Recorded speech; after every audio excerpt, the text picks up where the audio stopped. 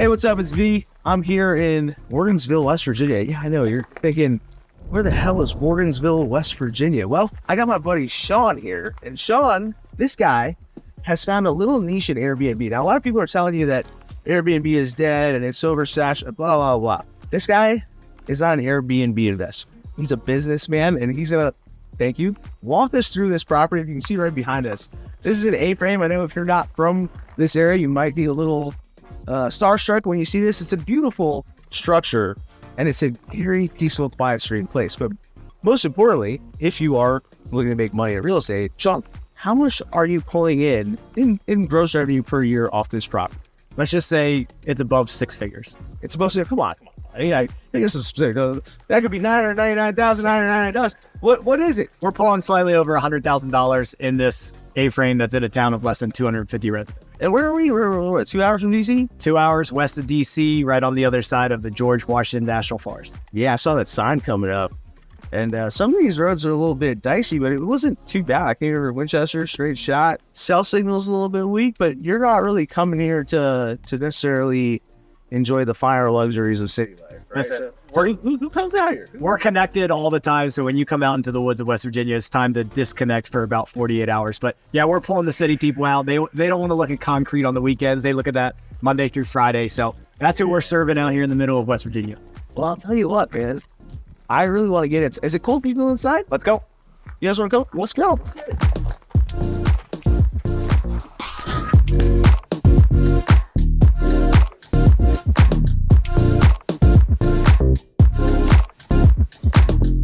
She gets it like so. Wow, this is insane. Okay, now before we go in, I see a lot of snow and stuff, man. Are you worried about getting sued if a guest maybe slips and falls, or is that, Listen, we're covered. We take care of our people. Obviously, it did snow recently. We shoveled a little bit. We got the steps cleared off. The one thing you don't know when you buy an A-frame is that the snow that's on the roof will not stay on the roof, so it will slide down onto the deck. But we do our best. Obviously, today there is some snow that has slipped off. Now that it's melting, it will be gone in the next day or so. You still need the yellow snow. Oh, come on, let's go inside. Okay, so as soon as we walk in here, we're already in this kitchen. Now, when you bought this, did you change out the kitchen or anything? Or was this kind of just by default how you got this place? No, we bought it as is. I was actually really surprised the first time I walked in. I saw pictures of a beautiful kitchen. I just wasn't expecting to walk right into it my first time. But it was very surprising for me. It's very surprising for the guests. But there's two areas that you don't want to skip on. The place where people are cooking, the place where people are sleeping, and just the third one would be where they're hanging out most of the weekend. Yeah, what's cool about this is when you come in a little bit, you go through that kitchen, it's kind of have like an eating style, right? So you get like the seats here. Obviously, everybody loves this look right here where you got all this light coming in. She gets it like so, wow, this is insane.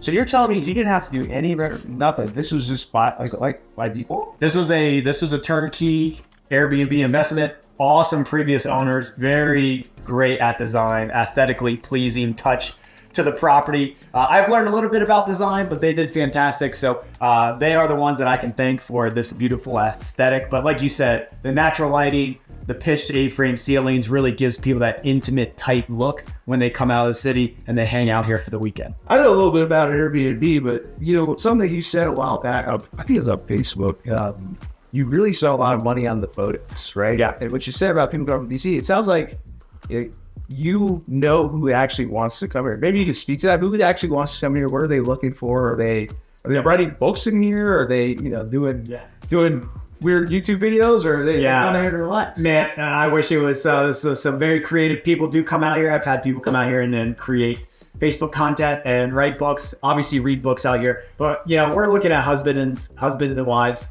coming out for the weekend, trying to disconnect not only from technology but probably from their kids. But yes, they do bring their kids. The loft is dedicated to the kids. But look at it, man. Doors open. You don't hear anything but the wind and the birds chirping. So this is the ideal location for the hardworking city people to come out into the middle of nowhere and just know what it's like to not have to hear sirens, car horns, and smell dirty air every single day of the week. Yeah.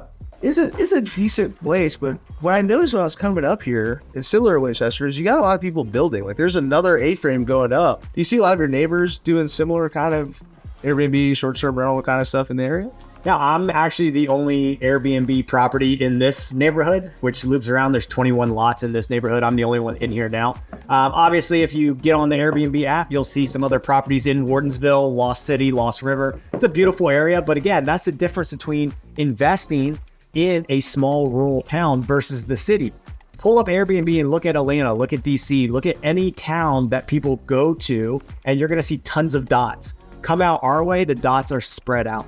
Okay, so from an investment standpoint, there's not that much supply. And if they do build 3 houses, there's way more people that want to come out here for a weekend than we have homes available. Man, it's fun to hear you talk about this, because I think a lot of people have this idea, what do I want to do? Whereas everything you're saying to me right now is you're thinking about your consumer. Sure. Right? It's not a good idea because you think it's a good idea because the data supports it. Yeah. Right? So when you're looking at buying another, you own several of these.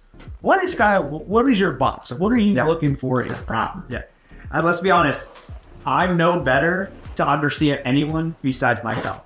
So I'm no longer 25-year-old Shawn living on a tight budget that's renting an Airbnb in the old lady's house, and I just think the bedroom in the basement. By the way, I did do that in Boston, and a cat jumped on my head in the middle of the night. But now I'm married. I have 2 kids. We do have some good disposable income. I'm going to look for beautiful properties that I want to actually stay in during a 2-day trip. And so that's the type of properties that I'm investing in. Those are the type of properties that I buy. And it's not because I fully understand investing or short-term rentals. It's because I understand the person.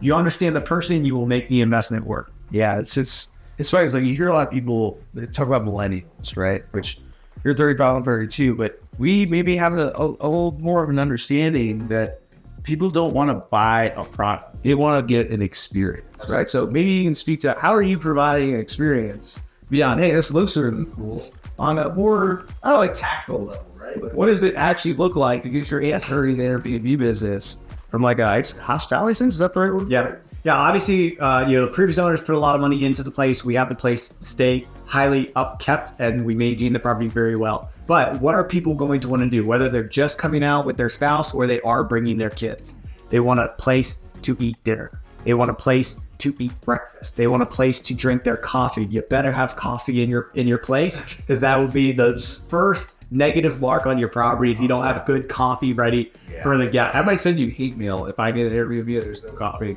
Absolutely. Look, when you're paying a couple $100 a night, the least you can do is provide coffee. Invest in a really good coffee maker. Just don't buy the 1-cup coffee maker.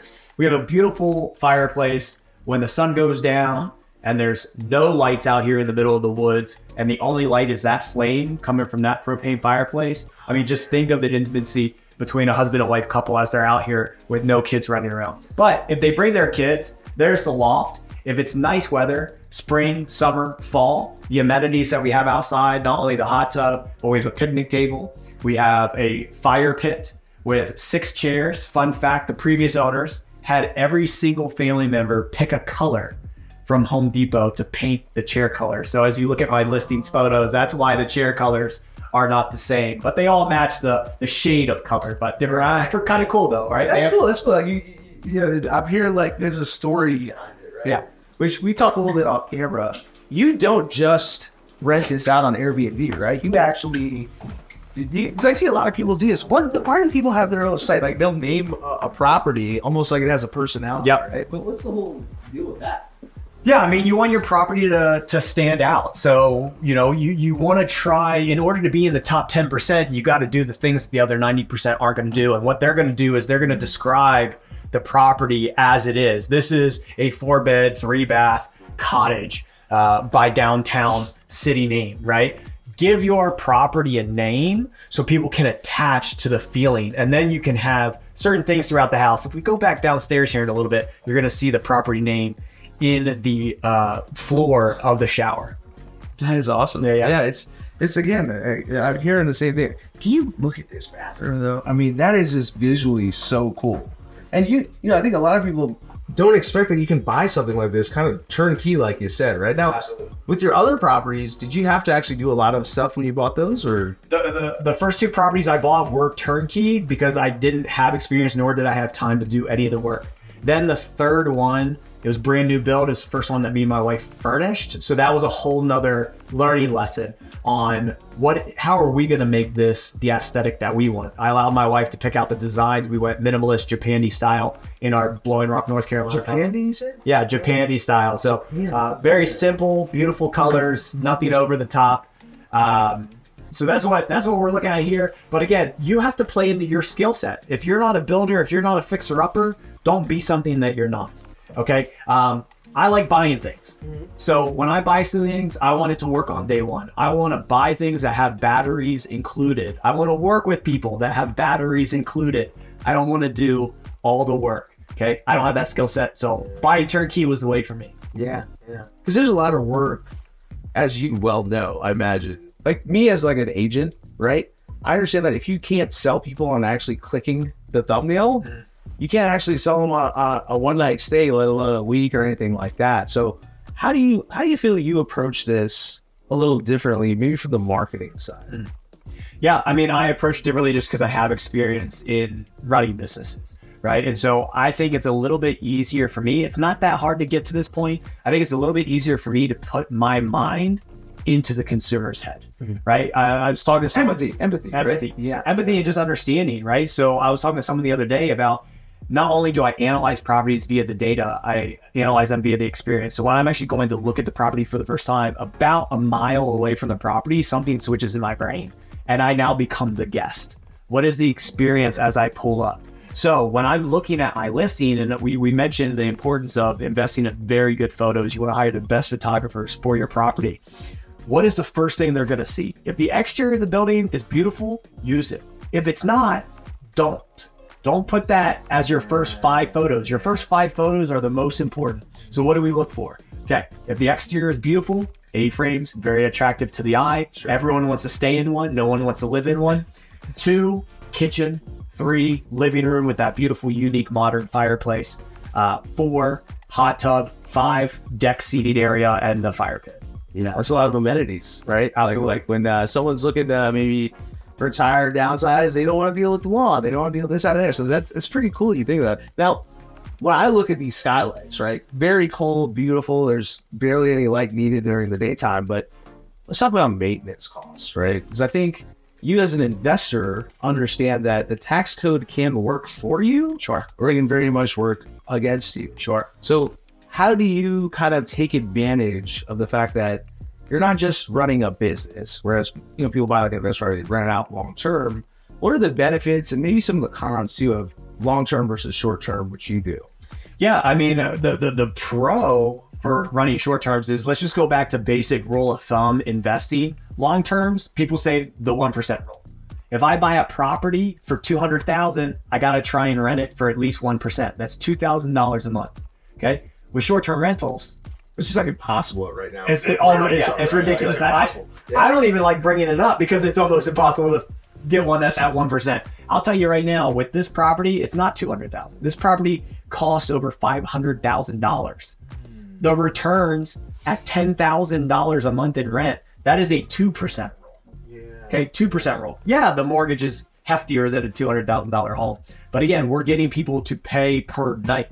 Okay, right. And they're not living at the property. People act differently in properties that they're renting versus that they're living in, and people think that is a negative. That's not a negative. That's a positive.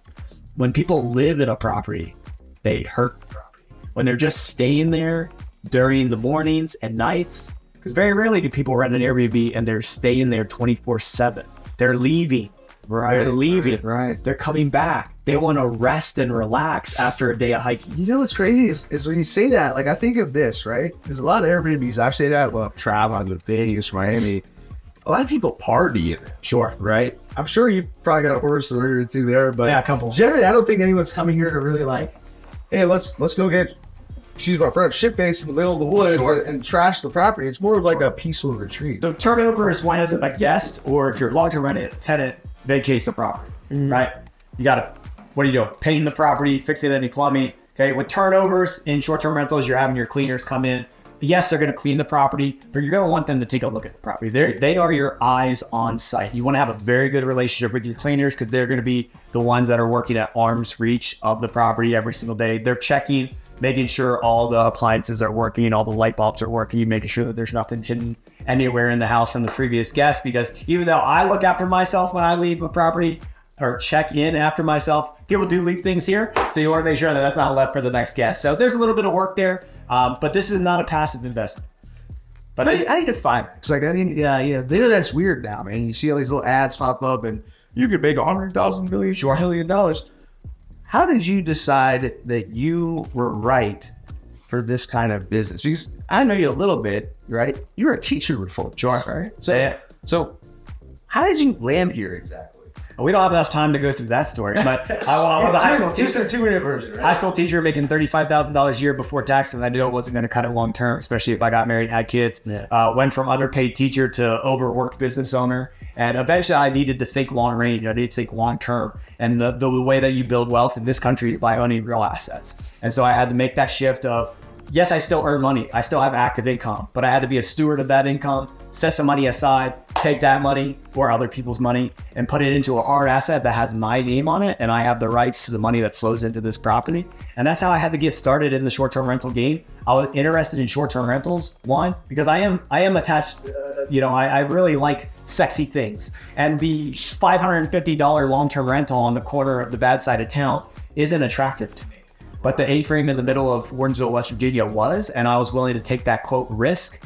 And I had to redefine what risk was for me. And for me, I know my skill set is helping people, giving people an experience, running an actual business. And I knew that I could make it work on the back end. That's awesome. That's awesome. Yeah, I mean, it's funny because I really treat business like business. And this is very different in a lot of ways. But when it comes to, let's say you wanted to sell one of these properties, right? Because it's almost like, it is technically, somebody could live here residentially, but you're pulling out way more income than a landlord would pull, obviously. Yeah. Right? So how does that work when you're trying to like value something like that? Yeah, that's tough. I mean, I can only speak for me, right? Like the market may tell me what this house is worth, but that's the market telling me what the asset is worth. Right. I'm looking at what the business is worth. So I'm going to look at what this asset brings in cash flow to me, which is vitally important. The goal is to hold it. I want to keep getting that cash flow. Someone would have to come to that table right there and make a well above market offer to get this asset off of my books and onto theirs. So do I have a perfect formula? No. But if you throw a number in front of my face, I'll tell you how it makes me feel. And I have a number in my head that it would take to get this thing out of my hands.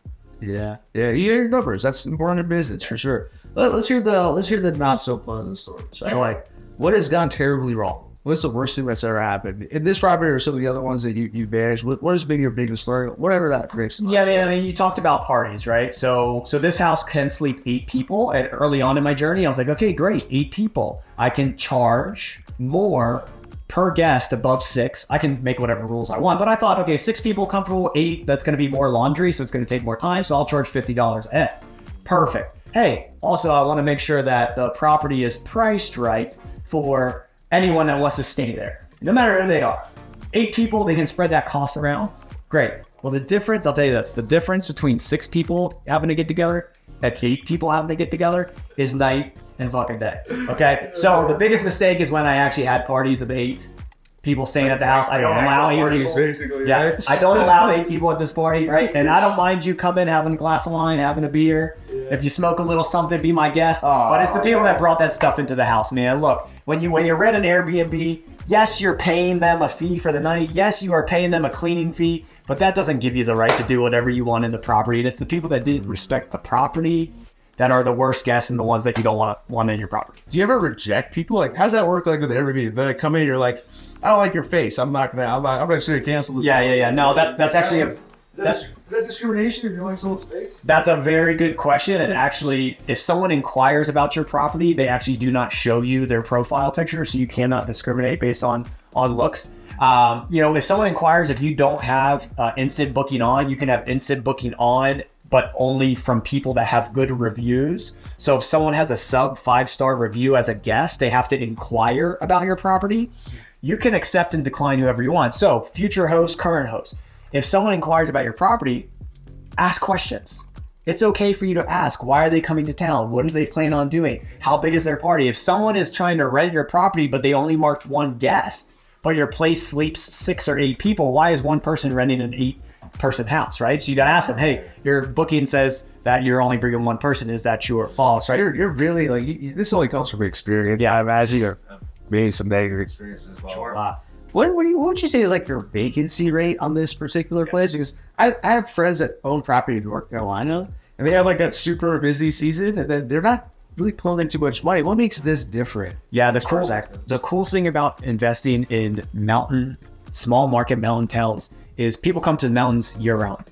Okay, in the summer they want to go hiking, they want to go mountain biking, they want to shop in the small town shops downtown. In the fall, they want to see fall foliage, they want to see leaves turn over. They're still hiking. In the wintertime, they want a place with a hot tub and a nice fire pit. Okay, they're not going to the beach.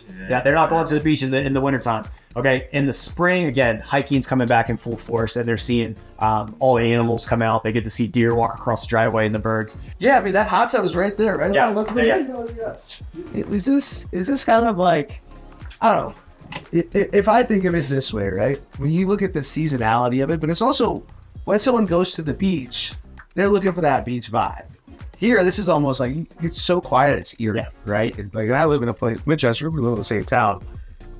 Why do you think people, I guess you kind of said it's the sexy thing, oh, I own this beach house in North Carolina.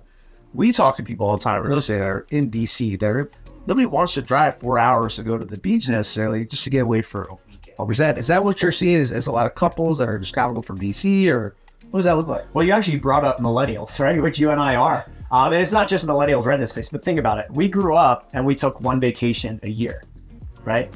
And as we evolved, it became, well, why are we only working so hard to take 7 days off? So what you see is a lot of 2 to 3 day vacations throughout the year.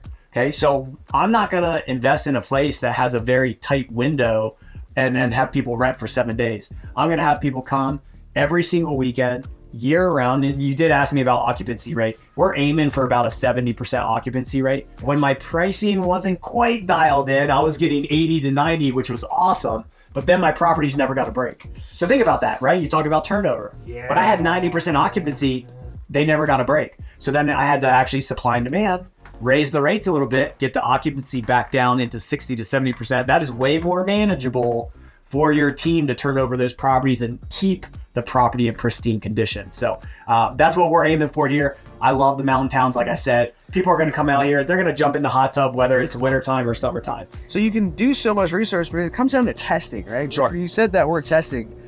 Where do you find the sweet spot, the calculus? This is what calculus is for in business. Where are you finding the sweet spot, and does it change depending on the time of year? Do you ever get accused of price gouging? And, for me, I went to Miami. I was like, man, the same thing a week later, not during a music festival, is like half the price. Yeah. What does that look like? Yeah, I mean, it's kind of like, what is it? Maybe the reverse of the airplane industry, right? The farther out someone's going to book, if they really want your property, they are going to pay more for it. So you need to have a premium price the farther out. But once you understand the market and what the lead time is, which is how far out are people booking, then you get an idea of where that average is going to be. Now, right off the bat, you're going to charge more for things that are more than 30 to 60 days out. If you're not in a beach town, if you're in a beach town, people are booking months out. If you're in a weekend, 7 months. That's exactly right. Yeah. Okay, so a couple months out, your premium's going to be there. Friday, Saturday nights, you're going to have a premium rate. So, we do have different pricing for different days. But as the dates get closer, if they're not filling up, you got to bring your price point down. Okay, but you're gonna figure that out. If you're gonna use a tool, if it's in a larger town, the big tools work because they have more data. There's more data. Exactly. Small towns like this, they don't have enough data. You have to read between the lines. Right? Yeah. To kind of like understand the behavior, why people are coming, what's going on in that town, all that stuff. When it comes down to it, who would you say is the right kind of person? Because you're very active in a sense, right? Would you say once you got to get the ropes, you got like systems, I guess, you're deal with reviews and all that. It's how much time do you think you spend right now? And what would you say to someone who's asking, how much time does it take? Yeah. I mean, it sounds like a ridiculous guru type answer, but at this point, it's less than an hour a week. If you added it up, 60 minutes is a long time when you're working on this thing. right? Like Airbnb, to run an Airbnb business is just texting. That's all it is. Everyone uses apps. Everyone texts people. That's what Airbnb is. I'm updating the app. I'm responding to a guest, or my team is responding to a guest, right? I'm not fully passive in this investment. I want involved. I want my eyeballs on the investment, because I think when I take my eyeballs off something, it's not going to grow to its fullest potential. But yeah, dude, seriously, less than an hour a week. Who's it ideal for? People that want to own something that has the potential to appreciate over time, get the tax incentives, but also cash flow better than something like a long-term rental. And if they like to work, if they like to help people, if they like to have people enjoy an experience, if you're that type of person that likes to go to those things and you think you can help people do the same, this is the type of investment that you want for yourself. And then, do you ever actually stay with your family? Because I know you got 3 kids, 2 kids? Yeah, 2 kids.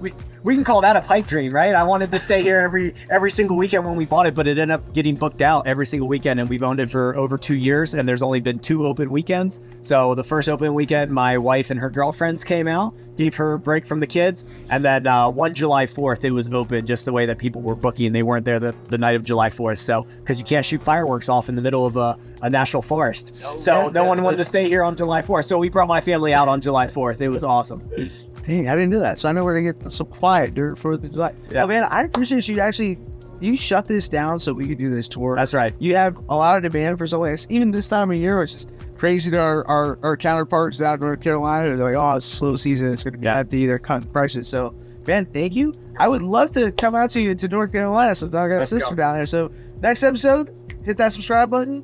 Shawn, thank you, my man. Thanks, Pete. And, oh, wait. Where can they reach out to you if they want to ask you some questions or anything like that? No, I'm a real person. Hit me up on Instagram, Shawn_Rider_. Shoot me any of your questions. I love helping people. I'm a teacher at heart. That was my original career. So shoot me any questions you have. I'll give you my opinion. I'll give you my experiences. But I'm also a lifelong learner. So I'm constantly getting information from people who are doing things that I aspire to be doing someday. Shawn, my man. Appreciate it. We'll see you on the next one.